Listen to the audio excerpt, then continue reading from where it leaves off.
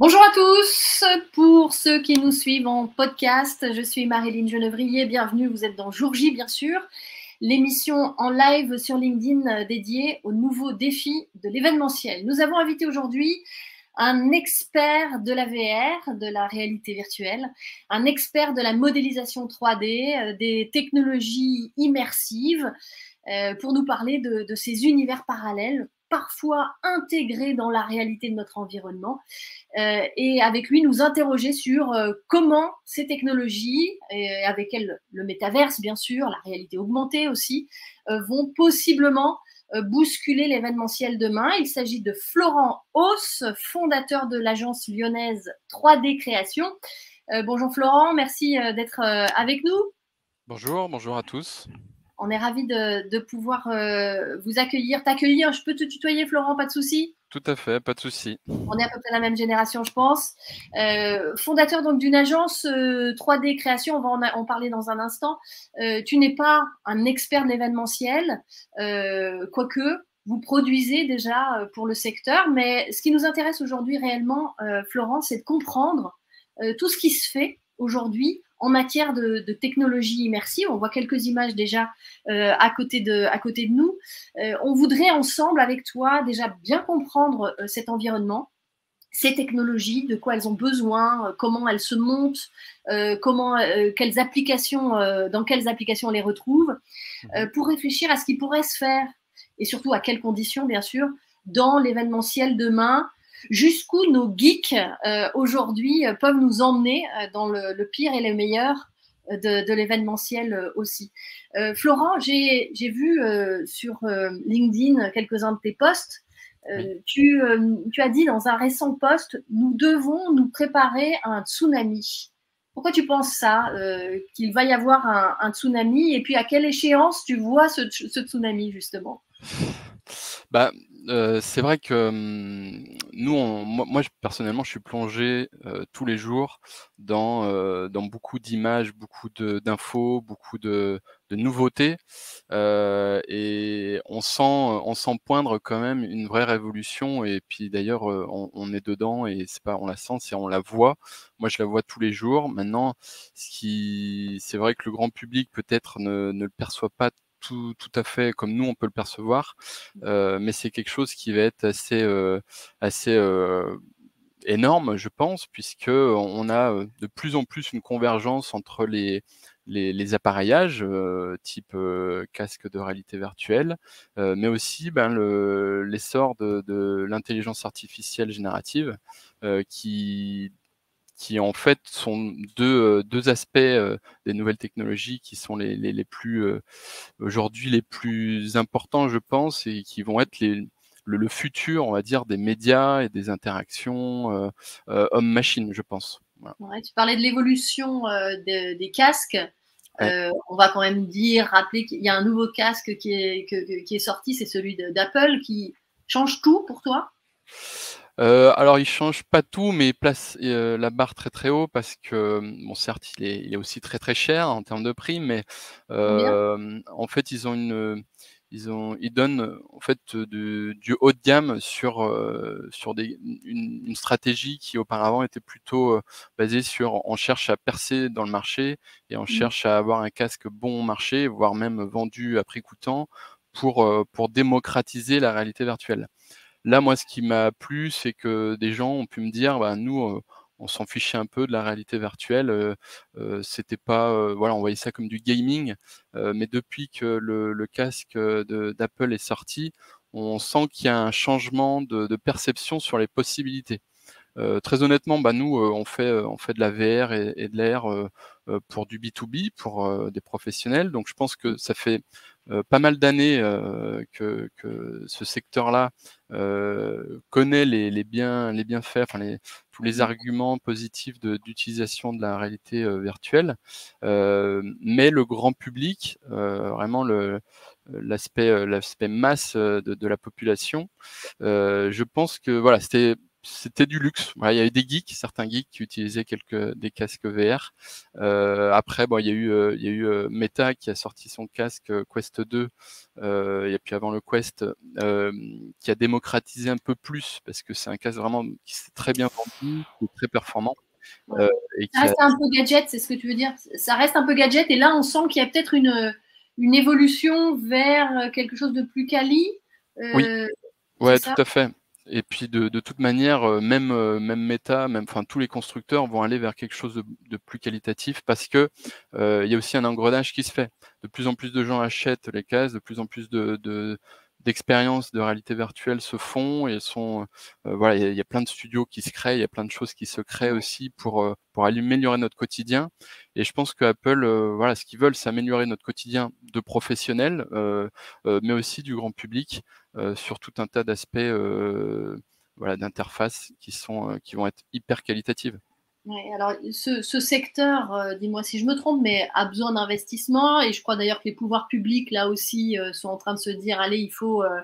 il faut y aller, il faut mettre de l'argent parce que il y a un besoin d'innovation dans ces technologies immersives. Tu le sens, toi aussi? Oui, on le sent parce que bah, ce qu'on voit déjà, c'est qu'il y a pas mal de nos clients qui obtiennent des subventions, hein, concrètement, de l'État pour justement aller encore plus dans des solutions immersives, dans des solutions hautement technologiques. Et souvent, bah, voilà, on voit qu'il y a une amorce de l'État sur ce domaine-là. On voit aussi bah, le président sur Viva Technologies qui fait des annonces de plans à plusieurs millions d'euros pour les réalités immersives, le métaverse. Mm. Donc oui, 150 millions. voilà, 150 millions. Donc, vraiment plus d'un million. C'est une belle annonce. Ouais. C'est pas extraordinaire, mais en tout cas, c'est super d'avoir une volonté de l'État et une volonté politique de rentrer encore plus dans le domaine. Et je pense qu'ils ont aussi bah, cette analyse-là, c'est de se dire demain, enfin, il faut pas qu'on se fasse dépasser par l'aspect hégémonique des Américains, des Chinois, sur tout ce qui est plateforme métavers, tout ce qui est Mhm. device. On a plein de belles choses aussi en France. Et puis, ben, je Il faut pense être qu'on peut. capable de développer des outils aussi et des plateformes. On va en parler justement, de quoi on parle, parce qu'il y a beaucoup de choses et ça peut être assez flou pour beaucoup d'entre nous. Qu'est-ce que c'est que la réalité virtuelle? On parle de métaverse, on parle de production 3D, de la réalité augmentée. Qu'est-ce que c'est tout ça? Je voudrais que tu nous le dises. Avant ça, je vous rappelle à tous, tous ceux qui nous suivaient, et j'en profite pour dire bonjour à Nicolas qui nous a déjà dit bonjour dans le chat.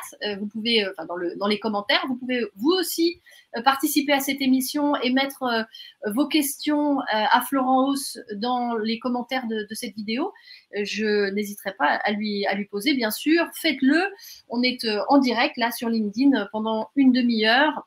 Et d'ailleurs, la vidéo sera aussi disponible en replay après et en podcast sur toutes les plateformes que vous connaissez bien. N'hésitez pas à aller faire un tour sur ces plateformes de podcast si vous voulez d'ailleurs réécouter aussi les précédentes émissions. Jour J, c'est un programme qui est coproduit par l'agence digitale Bison et l'agence de journalisme Eltonic Circus pour vous proposer ces temps de réflexion aussi ensemble sur l'avenir de l'événementiel. Donc j'attends vos questions bien sûr et vos remarques dans le chat. Un mot avant de parler de tout cet environnement numérique, Florence, sur l'agence 3D Création. Elle a quelques années déjà, mais beaucoup de projets réalisés. C'est quoi, vous êtes créé il y a à Vaux-en-Velin, hein, en banlieue Alors, lyonnaise. effectivement, nos bureaux, ils sont à Vaux-en-Velin, à côté de Lyon. L'agence, elle a été créée en 2017, donc ça fait presque 6 ans maintenant qu'on œuvre. On n'est pas des très anciens, on n'est pas des très nouveaux, voilà, mais en fait, bon, moi, j'ai démarré par passion dans ce domaine-là. J'ai créé cette société-là et j'ai vu aussi l'évolution et les demandes croître et évoluer en termes de besoins, en termes de demandes. Au tout début, voilà, je faisais beaucoup de captation réelle, hein, des visites virtuelles, des films 360, du scanner 3D.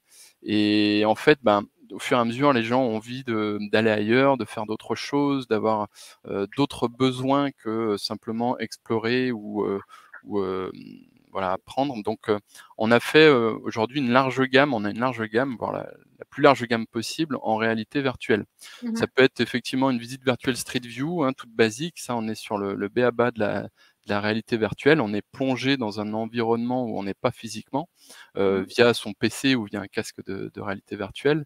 En tout cas, Ouais. voilà, ça permet d'avancer, de voir sur du photoréalisme des lieux, par exemple. Donc ça Heu, comment ça se passe? Donc déjà première production, possibilité dans ce monde, digital immersif, c'est les oui, visites virtuelles.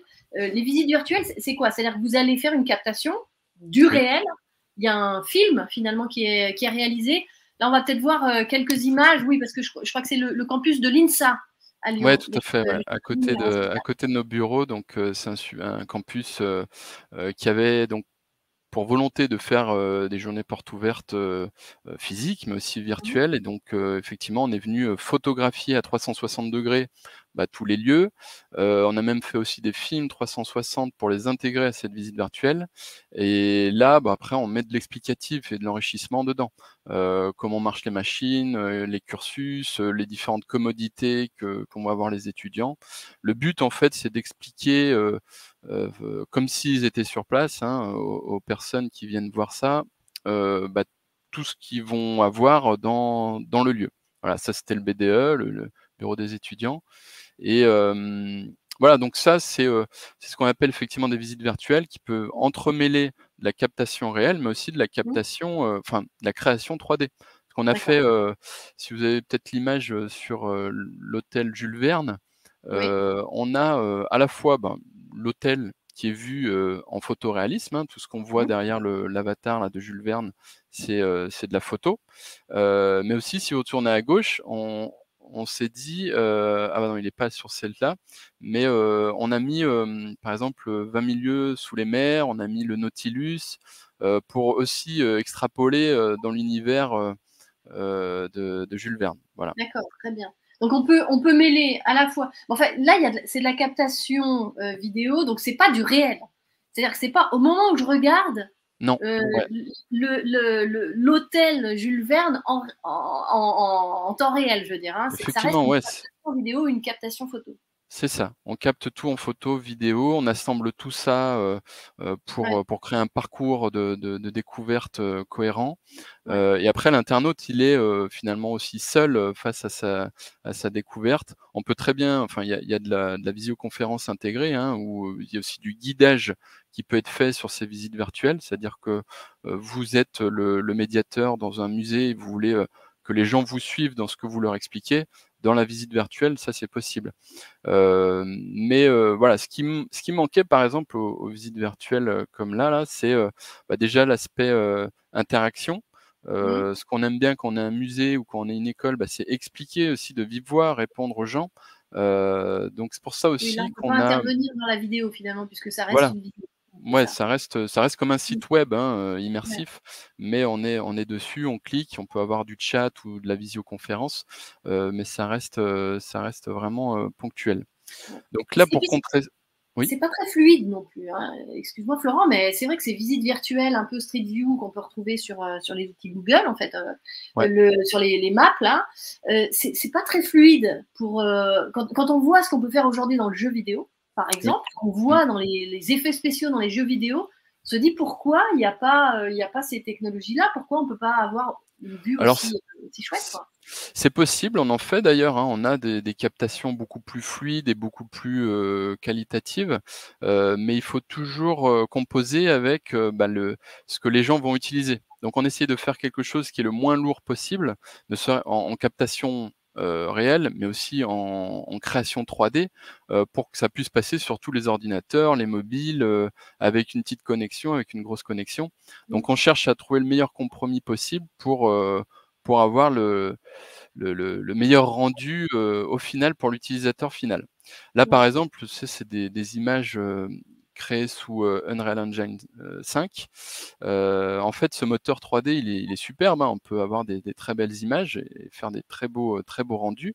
Cela dit, aujourd'hui, ben, nous, par exemple, on a des projets où on va fournir un point .exe, donc c'est comme un jeu vidéo que vous allez télécharger sur votre ordinateur, et les simulations 3D qu'on fournit doivent tourner sur un ordinateur de gamer, on va dire, pour pouvoir tourner, et que ça soit un rendu en 3D dynamique, hyper joli, avec plein d'effets d'ombre et de lumière comme ça, pour que ça soit le plus beau possible. Ce qu'on ne peut pas faire aujourd'hui avec un smartphone, c'est ça, c'est ce que tu veux dire? Un smartphone aujourd'hui, effectivement, il a une puissance limitée. Même le dernier des smartphones d'Apple a des limite aussi les calculs. Donc finalement, on va être plafonné par la puissance d'un smartphone, la puissance aussi des casques VR. Aujourd'hui, vous avez des casques VR qui sont très bien vendus, comme le MetaQuest 2, qui a une puissance de téléphone dedans. Et du coup, ben, on est limité par les possibilités 3D et les calculs que va faire l'appareil. Donc on va dégrader l'aspect visuel, on va dégrader un petit peu les interactions, on va mettre moins de choses au même endroit, et voilà. Mais en tout cas, bon, ce qui est bien, c'est qu'on sent que les technos évoluent, les connexions évoluent aussi, et on arrive sensiblement à une convergence les appareils sont de plus en plus puissants, les connexions sont de plus en plus puissantes, et les moteurs aussi de rendu permettent des choses extra. Voilà, donc on évolue avec tous ces outils-là. Alors, tu parlais des casques de réalité virtuelle ou réalité augmentée. Là, c'est encore une autre technologie, et ça permet de rentrer encore plus dans l'immersif. C'est peut-être là où je trouve que l'événementiel a quelque chose à prendre ou à réfléchir sur ces outils, parce que, alors là, on voit, c'est de la réalité augmentée. Réalité augmentée, ouais. Réalité augmentée aujourd'hui, bon, via un smartphone surtout, on va reconnaître une image, on va reconnaître un QR code, et on va y appliquer par-dessus des animations 3D. Ça peut être aussi des Avec le animations. smartphone seulement, il n'y a pas besoin de casque. Là, vous n'avez pas besoin de casque. Ici, effectivement, c'est des exemples qui sont pris en vidéo via du smartphone, et vous avez toujours besoin d'un appareil entre votre réalité et vos yeux pour pouvoir appliquer de la 3D par-dessus. Le casque d'Apple, le Vision Pro, là, qui sera en France l'année prochaine, c'est le même principe. C'est-à-dire que vous allez avoir, ça va filmer votre environnement, ça va le retranscrire à l'intérieur du casque, et par-dessus vont être appliqués des objets 3D, soit à poser sur des images, soit complètement flottants ou sur le sol. Mais en tout cas, ça va permettre une réalité mixte, et on sera complètement plongé dedans. À contrario, ou un téléphone, bah, effectivement, il faut vraiment pointer, il faut vraiment filmer l'objet pour pouvoir le voir. Là, vous serez entouré par, comme ici, effectivement. Alors là, super, oui, parce que Thomas nous envoie ces images. Merci beaucoup. On est vraiment dans un environnement réel. Là, le gars, enfin la personne qui est Là, on est dans notre chambre. est dans sa chambre, hein. Je fais des gestes pour obtenir des menus, par exemple. Ça, c'est un codage spécifique, et on va mettre des objets 3D comme ici, dynamiques. Vous voyez, quand je passe la main, ça coupe le flux d'eau, et ça va interagir avec nos parties, nos mains. C'est ce qu'on appelle du hand tracking aussi. Ça existe déjà, hein. Il y a déjà des casques, par exemple comme le Pico 4 Entreprise, qui génère du pass-through, c'est-à-dire je vois à travers le casque et on y applique de la 3D par-dessus pour faire pour plein de raisons. Déjà parce que le fait est que quand on est dans un casque VR, ben, souvent en réalité virtuelle, on est isolé du monde. C'est un petit peu c'est un petit peu effrayant pour certains, il y a de l'appréhension, on ne sait pas trop de quoi on a l'air à l'extérieur, on voit pas les murs, on voit pas les gens. Donc il y a un petit peu d'anxiété souvent à mettre des casques VR, on le voit souvent sur les salons. Certains refusent de le mettre parce que voilà, ils ont un peu peur. Mais avec ça, cette technologie-là, la réalité mixte, on va casser ce frein-là à l'utilisation. On va avoir quelque chose qui va être beaucoup moins anxiogène, beaucoup plus sympa et intuitif à utiliser. Et c'est ça qui va être un game changer, je pense, sur alors, la question qui se pose, c'est est-ce que, parce que là on a vu un environnement de chambre, mais est-ce que cet environnement, je veux dire, la personne qui avait son casque de réalité virtuelle, est-ce qu'il peut prendre la porte en face, qu'on voyait en face sur l'image? Est-ce qu'il peut aller vers la porte, ouvrir la porte? Est-ce qu'il trouvera d'autres animations Oui, virtuel? tout à fait. On peut imaginer, enfin, là, il peut marcher avec, il peut ouvrir la porte, il peut aller, partout dans sa maison. Il verra toujours son liquide bleu là qui coule, son Et ben, le animation? liquide, il va être, géolocalisé. Imaginons, il a son liquide bleu qui va rester dans sa chambre, mais lui, il va partir, il va peut-être aller dans une autre pièce où il y aura une autre animation. OK. Ça, après, c'est du code. C'est soit on dit: «Bah, le liquide, il me suit, quand je marche», soit, je le laisse derrière moi, et il est géolocalisé sur l'environnement où j'étais au Bon, début. d'accord. Et alors, là, on a donc vu la réalité virtuelle, la réalité, augmentée. C'est réussir dans un vrai environnement avec un téléphone portable à Mmh. faire apparaître des choses, soit d'information d'ailleurs, c'est hyper intéressant. Ouais. Et on a vu la réalité augmentée, la réalité mixte là. C'est quoi le métaverse finalement dans tout cet environnement? Qu'est-ce que c'est que le métaverse? On en parle tellement, ça a l'air de tellement intéresser beaucoup. Est-ce que tu peux nous expliquer? Bah, le métaverse, en fait, donc la définition, on va dire exacte, c'est, donc un univers 3D, social et décentralisé. C'est-à-dire, 3D comme là on voit, donc c'est un univers, recréé de toutes pièces, où je me balade, où je vois d'autres internautes, d'autres utilisateurs, qui sont réels, hein, qui sont à l'autre bout du monde peut-être, avec qui je peux parler. Donc c'est l'interface sociale du métaverse. Et décentralisé, bah, en fait, ça veut dire que je peux passer là des marches de Cannes à un autre univers et un autre endroit, qui va être créé en réalité virtuelle.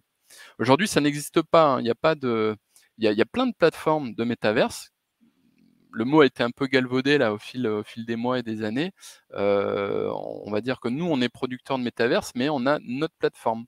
Notre plateforme, elle a plein d'univers différents, un stade de foot, des salles de classe, des bars, enfin tout un tas de choses. Mais les gens qui sont dans notre métaverse, ils pourront pas passer très facilement sur le métaverse que là on voit, là c'était, VRChat, donc qui est une plateforme où il y a des dizaines de milliers d'univers différents, tous, voilà, avec plein d'interactions, plein de monde dedans.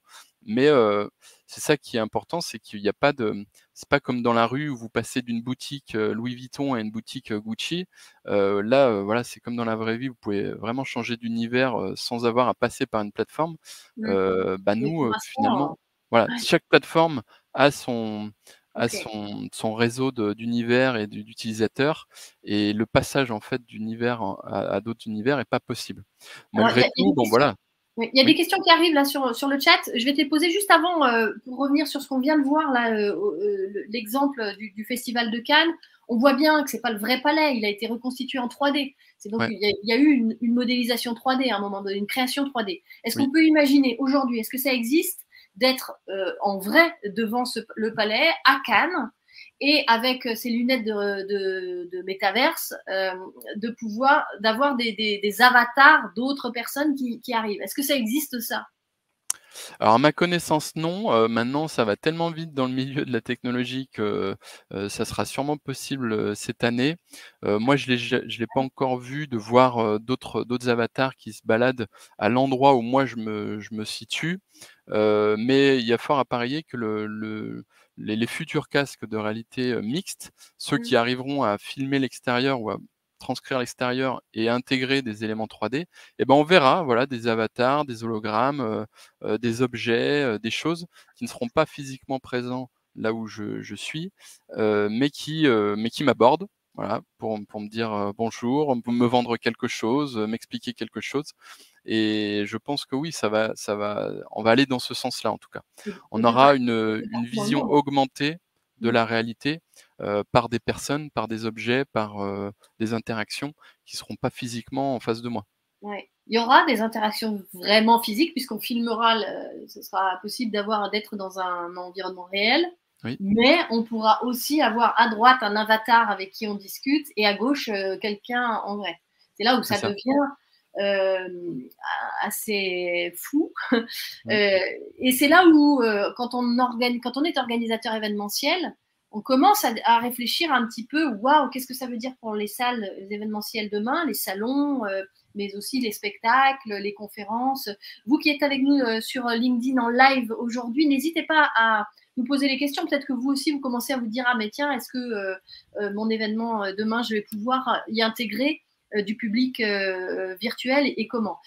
Question de Jade, il y a 10 ans, toutes les prévisions économiques nous vendaient que la réalité augmentée, la réalité virtuelle, vaudrait des milliards dans quelques années et on en est encore loin. Qu'est-ce que vous en pensez? Ça a mis du temps?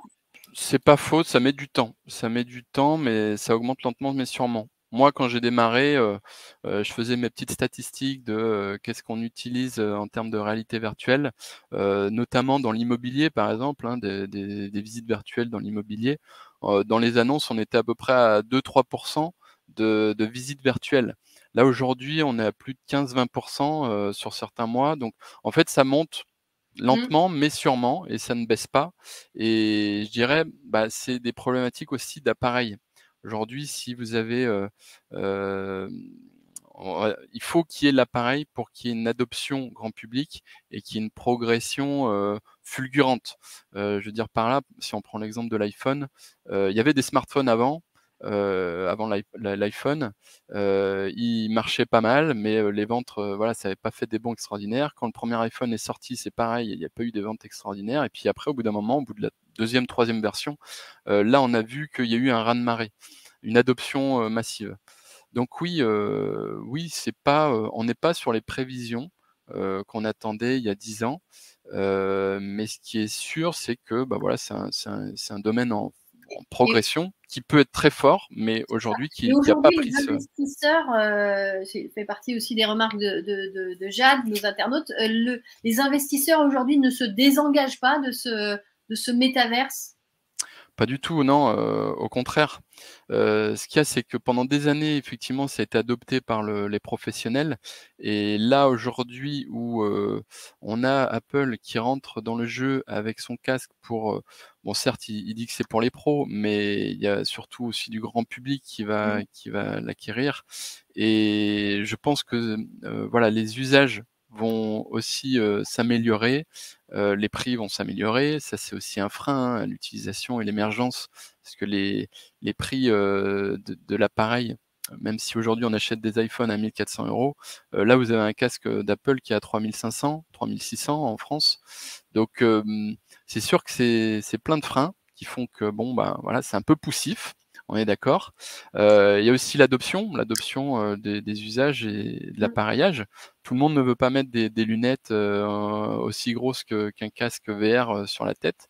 Donc c'est pour ça qu'on l'a, peut-être, 1 heure, 2 heures et puis voilà. Alors justement, pour terminer, parce que le temps file assez vite, comment imaginer le métaverse, l'immersif dans l'événementiel physique demain? Quels sont les rêves finalement qu'on peut faire ou pas?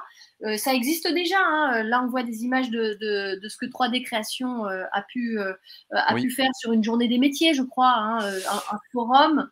Ouais, Euh, on a il y a- fait pas mal de métaverse, si on peut dire sur pendant le Covid justement où, bah, là, il y avait tout l'événementiel physique qui était à l'arrêt, et donc on est venu en roue de secours sur ces, des journées-là. salons, finalement. Voilà, des salons, des journées, portes ouvertes, tout un tas d'événements. Moi je pense que Et là, on voit bien, hein, pour qu'on comprenne bien, on voit sur l'image qu'il y a donc des avatars partout. Ce sont d'autres personnes connectées en temps réel oui, qui assistent aussi à cette même conférence qui est donnée de façon virtuelle. Alors, j'ai vu un écran géant, ça veut dire qu'il y a donc des projections de PPT, de PowerPoint, oui, comme ça se fait dans une salle habituelle de conférence, j'imagine. c'est ça. Par contre, le conférencier, lui, il n'est pas là, on ne le voit pas. Et ben, on le voyait soit sous forme d'avatar, soit avec sa webcam, dans un avatar, en fait. Là, volontairement, bon, c'est assez dégradé en termes de rendu graphique parce que c'est full web. Donc l'idée, c'était de faire venir des étudiants, très facilement sans qu'ils téléchargent, l'appli, sans qu'ils aient à s'identifier. Donc voilà, vous avez quelque chose qui était full web, et avec plusieurs avatars en simultané. Donc il y avait les entreprises, il y avait la direction de l'université, il y avait les étudiants, les futurs étudiants. Donc tout ça, voilà, ils se sont rencontrés, ils ont parlé de plein de choses, hein, de plein d'opportunités et ça a permis une rencontre même si elle n'était pas physique, ça permet au moins une rencontre au-delà de... Parce qu'on avait des gens qui venaient nous voir en disant bah, on en a un peu marre de Zoom, on en a un peu marre de Teams, est-ce que vous n'avez pas quelque chose de plus fun et de plus immersif à nous proposer? Donc voilà, on a créé ce genre d'expérience. Et il peut y avoir des escape games, il peut y avoir des jeux, il peut y avoir des colloques, enfin des salles de cinéma. On a fait tout un tas d'expériences diverses et variées, mais le but, c'est vraiment que les gens se rencontrent quand ils ne peuvent pas. Donc Ouais, après, pour l'événementiel, voilà, c'est... l'événementiel où il y a du physique aussi, hein, parce que Ouais, on est un peu tous d'accord dans l'événementiel pour dire que on remplacera jamais la présence physique, la salle pleine ouais. de public et la scène. Donc, comment le métaverse, l'intelligence artificielle, la réalité virtuelle peut s'intégrer là-dedans demain? Bah, il peut s'intégrer de 2 manières. Pour moi, effectivement, ça remplacera jamais le physique et les gens qui veulent se déplacer du contact humain et ça, c'est primordial. Par contre, il peut l'augmenter dans le sens où, des gens qui ne peuvent pas venir, qui ont pas le voilà, qui pour plein de raisons, peuvent, participer, sur un jumeau, hybride de l'événement. Donc soit un jumeau qui retranscrit, imaginons, il peut y avoir, hein, demain des petits robots qui se déplacent de partout en filmant à 360 degrés. Puis nous, on est dans les robots et puis on se déplace avec eux et puis on peut parler En aux temps réel. gens en temps réel, ouais. En temps réel, ça c'est aujourd'hui techniquement c'est faisable d'avoir toute une myriade de personnes qui sont en fait dans la caméra et puis qui se déplacent et qui viennent vous parler comme si c'était des vraies personnes, mais qui en fait ne sont pas là physiquement. Là, ce que j'entends, c'est que ça veut dire on pourrait imaginer en tant qu'organisateur d'événements d'avoir une centaine de petits robots à l'entrée Ouais. et ces petits robots sont connectés avec un internaute à chaque fois qui Un ou prend plusieurs, finalement la voilà. main, un ou Ça plusieurs. Ça, Ouais, c'est c'est dur. possible, effectivement. Bon, il y en a un qui peut prendre la main, enfin, ça, ce modèle-là, je ne l'ai pas trop, décrypté, mais en tout cas, techniquement, on peut dire ça, que quelqu'un dans son casque VR, son Vision Pro, par exemple, si c'est un technophile, il va prendre la main sur, ce robot roulant ou marchant. Bon, aujourd'hui, c'est surtout des robots qui roulent, et va se déplacer dans le salon, va venir voir les gens, va pouvoir parler. On aura peut-être sa webcam ou sa tête ou son avatar retranscrit sur un écran et va pouvoir interagir même s'il n'est pas là physiquement. Donc ça, c'est le pilotage. Bon, il est possible sur PC, mais dès qu'on est en immersion, bah, c'est comme si on était sur place. Il ne va pas pouvoir Euh, goûter au cocktail, par contre. Bah non, malheureusement, mais voilà, il faudra trouver des solutions. Après, bah, on peut aussi imaginer avoir créé des jumeaux à ce moment-là en réalité virtuelle.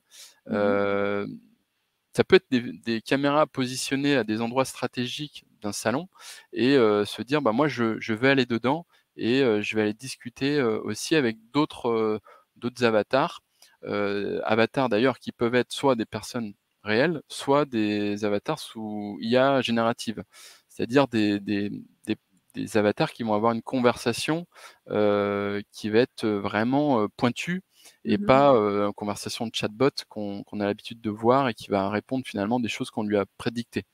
L'IA générative, hein, c'est quelque chose qui va c'est pour ça aussi que je disais que ça va être un tsunami, c'est qu'on L'arrivée va de avoir ChatGPT, notamment, permet plein de choses, c'est ça. voilà, bah, en fait, c'est, la création de contenus, nouveaux. Une IA, bon, on en connaît tous, hein, on utilise tous, Google ou, Siri ou, Alexa. Voilà, ça nous recrache de la donnée qui a été ingurgitée par cette intelligence artificielle. Mais cette donnée-là, elle a pas été créée, elle a pas été créée, elle a juste été retranscrite. Une IA, générative, en fait, ça va vous donner, un résultat qui va être nouveau, qui va être créé, Mmh. de toutes pièces par l'intelligence artificielle. Ce qui veut dire que, quand vous allez, discuter avec la personne, quand vous allez poser des questions, vous allez demander des infos, quand vous allez, voilà, lui poser des colles, bah, il va chercher dans tout des milliards de données qu'il a ingurgitées pour vous retranscrire quelque chose qui va être le plus probant et le plus neuf possible. Et ça change tout parce que, ça va être, comme un humain. Donc on peut dire qu'un vendeur, par exemple, il va avoir votre tête, il va avoir votre nom, il va avoir plein de données sur vous, il va savoir exactement ce que vous aimez, ce sur quoi vous rigolez, vous restez longtemps sur les réseaux sociaux, parce que ça, c'est de la donnée qui est aujourd'hui grandement publique, hein, malheureusement. Et il va pouvoir axer concrètement sur ce qui vous plaît, vous parler de choses qui vous plaisent et interagir avec vous de manière constructive. Et En... plus, Oui, voilà. oui, vas-y, termine. Non, non, bah, plus seulement, ça va pas juste être du copier-coller de ce qui a déjà été dit, déjà été montré. Très bien. On a déjà dépassé le temps de cette